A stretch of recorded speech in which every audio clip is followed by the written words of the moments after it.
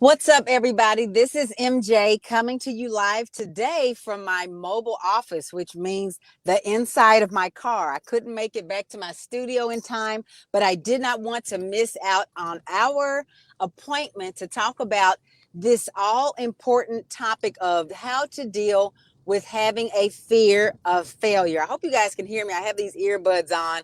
I'm always nervous when I do something different with my sound, but anyway, I'm going to just trust and believe that you can hear me.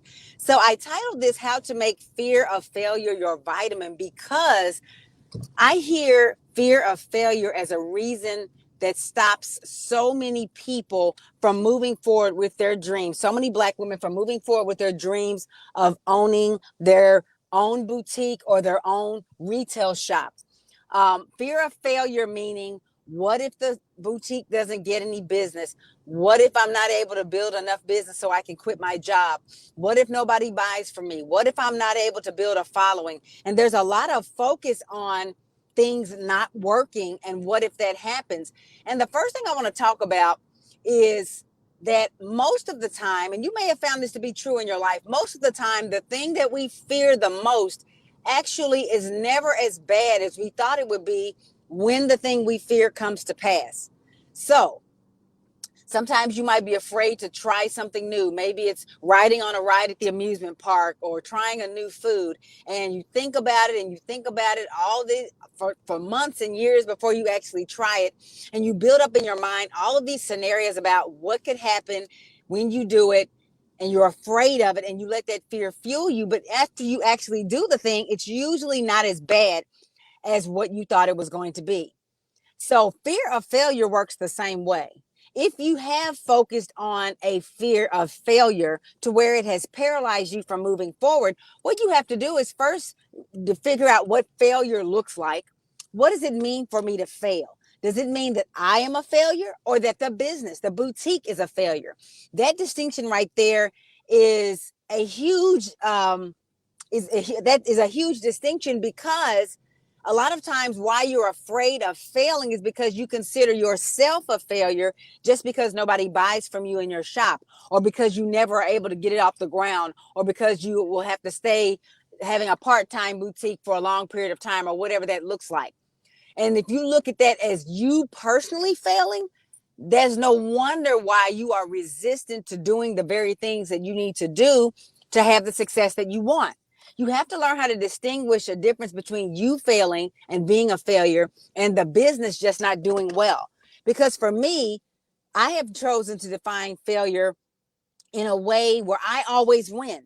No matter what happens, the way I have chosen to define failure, I can never actually lose because I'm always on the winning side. I've decided that failure for me is giving up. Failure for me has nothing to do with um, whether or not I have customers or not. Failure for me is that I've decided to give up on my dream. And now I'm wondering if you can still see me on the screen. So I'm actually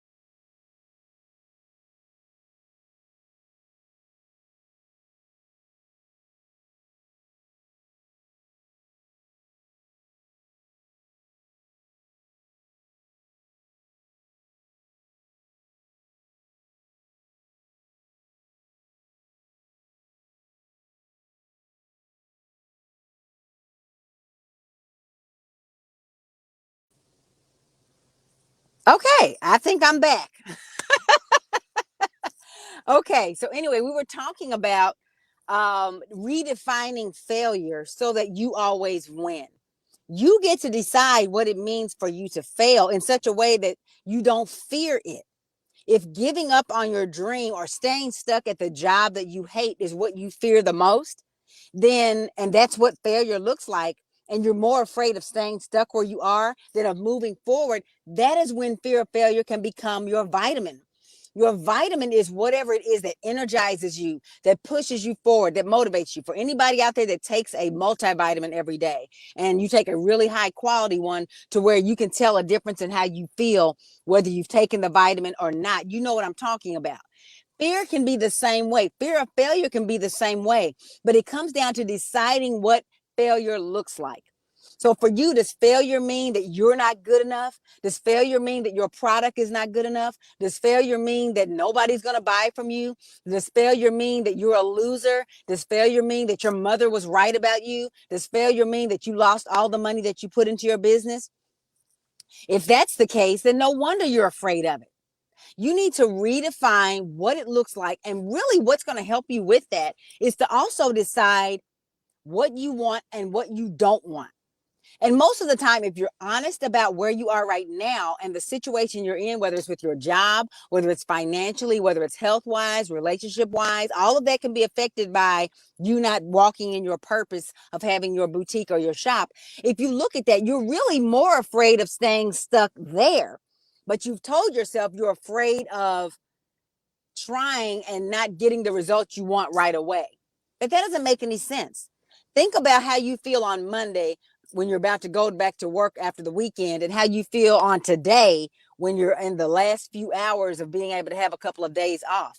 Living for the weekend and dreading Mondays. If you are in that cycle, the thing you need to feel more afraid of is staying stuck there.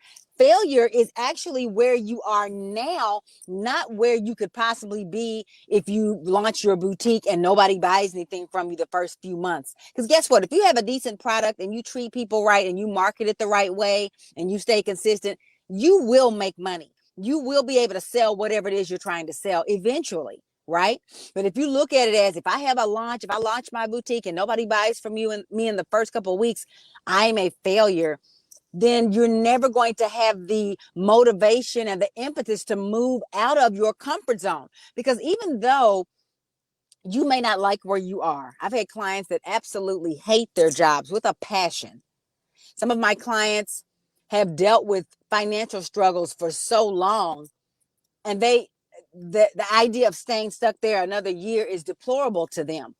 But if you're not honestly looking at where you are right now and saying, I don't want this anymore, and what I do want is a lifestyle of freedom, of time, flexibility, and those things. If you're not crystal clear on what those things are, then you don't have the catalyst or the motivation or drive to move outside of your comfort zone. Even as much as you hate your job, as much as you hate your current circumstances, you are also comfortable there. You are also in your comfort zone because you know what to expect. Your job, as much as they underpay and overwork you, you know what to expect. You've been there for years. You know what the guidelines are. You know what's going to happen. Every 2 weeks, you're going to get a check, whether you do as much, whether you do your best or not. That kind of familiarity is comforting, even when it's in a situation that you don't like. That's why some people stay in relationships that are abusive or that are, demeaning or whatever, because it's also familiar. It's also what they know, and it's what they think they deserve. So in order to make fear of failure your vitamin, you've got to be honest about what failure is, and be honest about the fact that not pursuing your dream is the real failure. Not opening your shop, not investing your money substantially and learning how to do it the right way, and building your business the right way so it can scale and sustain you. The real failure is in not doing it, not in trying and not getting it the first time. I don't like to use the phrase "I tried and failed," because that's where fear of failure comes from. I tried my business and I failed the first time. Did you fail, or did you just learn a bunch of ways of not to do things? Did you fail, or did you just shorten your learning curve a little bit? Did you fail, or did you just delay or postpone when you're going to come back and hit it harder and do it better? I don't like the phrase tried and failed, because it sets you up to think that if things don't work the way you want them to right out the gate, then you must have done something wrong. There must be something wrong with what you're doing. And that's not true. The way to make fear of failure your vitamin is to, first of all, understand that fear is a strong motivator. But fear of what? Not fear of falling flat on your face and some of those other negative connotations people use, but rather fear of staying stuck where you are. And it's also being honest about what failure truly is. And failure is in not trying, not giving it a go. And I'm not talking about just, buying a bunch of stuff without a plan and without any strategy or without knowing what you're doing from a business and marketing standpoint and just going live on Facebook and Instagram and hoping people buy from you. That's a way to make your business fail. That's not even a business. That's a hobby. I'm not saying just throw caution to the wind and don't know what you're doing and just do something. I don't advise that either.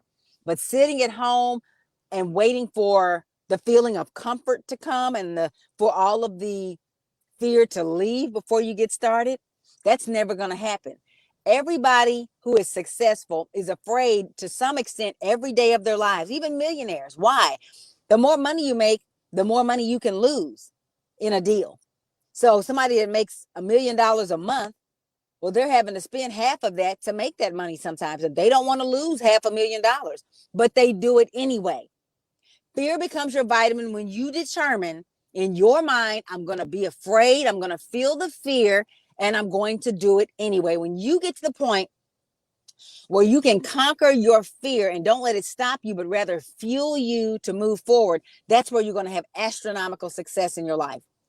I think about this woman I saw recently on a podcast. I cannot remember her name, but if you want to know who it is, I can find her name for you. Just comment below. But she decided, I think she was celebrating a birthday or something, but she did, I think 100 things, 100 days in a row, 100 things that she feared 100 days in a row. Everything from extreme sports to just all kinds of stuff. It was an inspiring story. I think she wrote a book and she's been on talk shows and everything. You can probably Google it and find her. But after that experience, she talked about how her mindset towards her abilities and her inner strength and how she looked at fear changed dramatically. Jumping out of airplanes and eating things that she thought were gonna be really gross, and just going places she'd never gone before, and maybe speaking on stage, those types of fears that people have, she conquered those, not because she wasn't afraid. I mean, she did some videos of each of the experiences that she did in her fearful state, and you could see she was afraid when she skydived or when she bungee jumped or whatever it was she was afraid of. She was afraid right before she did it, but she did it anyway. And that gave her the energy, the vitamin to move forward to the next day. Like I said, 100 days in a row, she did it. Now, I don't know if I could do 100 days of things I feared. I might do 30 days. I might do 40. But I don't know about 100. But that makes you powerful because you build a rock solid, diamond strong mindset that says, even when I'm afraid, I can still do it and I can survive and come out on the other side. And that's how you have to look at the fears you have in your boutique, the fears you have of failure in starting your shop or boutique. And when I say starting, I don't mean going out there and doing all the free stuff. Starting a free website, making some product. That's not conquering your fear. If you don't feel a little bit afraid or outside of your comfort zone, you're not playing a big enough game. I'm talking about when you borrow money from your retirement account, maybe, or take out a business loan, or ask your friends and family to support you in moving forward in your business, or spend large sums of money. Because a lot of times when we say fear of failure, I almost forgot to mention this. We're talking about things that involve money. It's the money that you don't want to lose. But if you look at it as losing as opposed to investing in your education, you're already on the wrong track. Look at everything that you invest in your business, whether it's for products, whether it's for education on learning how to start a business, whether it's for the infrastructure of your business. All of that is an investment in your future. It is not something that you are losing on. You can never lose on something where you're moving yourself closer to your dream. The failure is in continuing to build somebody else's dream and make them rich, which is what is happening when you're in corporate America or in the government sector or working for a private business owner. If you have a thing in your heart where you want to be an entrepreneur and own your own shop, it is failure to work for somebody else. And I'm going to stand on that. If you're defending keeping your job, then it might not be for you. I'm talking to the people who don't want to keep working for other people, who feel themselves dying a little bit on the inside every single day that you clock in on another person's wealth, where you help their grandkids go to college, where you're helping them to build summer homes and travel to Europe and Asia. When you're doing that for somebody else while you're pushing papers, if that makes you want to die a little bit on the inside every single day, you're who I'm talking to. And if you have felt like, okay, fear of failure has kept me stuck, fear of failure has held me back, I don't know how to fuel myself by my fear of failure, it's been holding me back. That's perfectly fine if you don't know how to do it. What's not okay is to realize that it's stopping you and not do anything about changing that situation so that you can, instead of being stopped by it, where you can make it to where when you feel fear, you're like, yes, I need to do this because I'm afraid. And if you need help learning how to do it because you're afraid and not stopping yourself from doing it because you're afraid, then I invite you to reach out and book your free breakthrough call with me at www.melaniehunter.com/chat. Melanie Hunter with 2Ls.com/chat. We'll get on the phone at the time that you select, and we're going to talk about the fears that have held you back. If it's not fear of failure, it's going to be some other type of fear, because that's the only thing that keeps us from moving towards things that we really want. And we're going to list them all out. We're going to talk about them. We're going to get super honest about everything. And then we're going to look at where you want to go. Why is it that you want to have a boutique? If you're, if you got a job right now, what is it that makes you want to be an entrepreneur? What are those things in your life that you want to accomplish that having your own boutique is going to help you to do?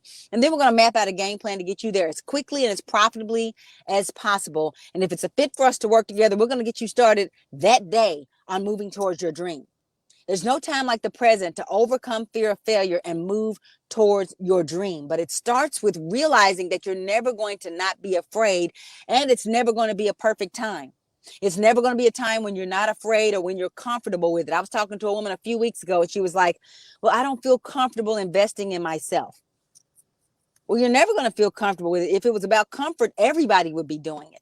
You're trying to do things that other people don't do so you can live a life that other people aren't able to live. And that's where a lot of successful entrepreneurs are. That's not going to come in a place of comfort.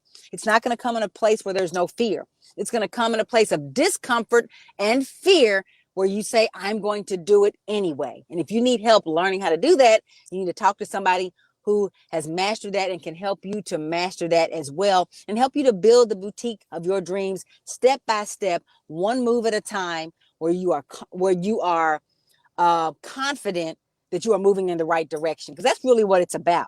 You're afraid because you don't know what the steps are. You're afraid because you don't have support. You're afraid because you don't have accountability. And by support, I don't mean just friends and family saying you can do it. I'm talking about somebody who actually can help you to get there, who is also rooting you on and holding your feet to the fire to get there. So again, it's a free breakthrough call. When you book your call, be sure to fill out the application that pops up afterwards, and we will talk very soon. www.melaniehunter.com/chat. Let's have a conversation. I've got some spots in the next couple of business days to talk to you about getting your products out into the marketplace, and your wealth and abundance and freedom and flexibility on the way to your life as soon as possible. I look forward to speaking with you. Those of you who are serious about having your dream this year of 2021, let's have a conversation, and we'll talk soon. Take care. See you next time. Bye-bye.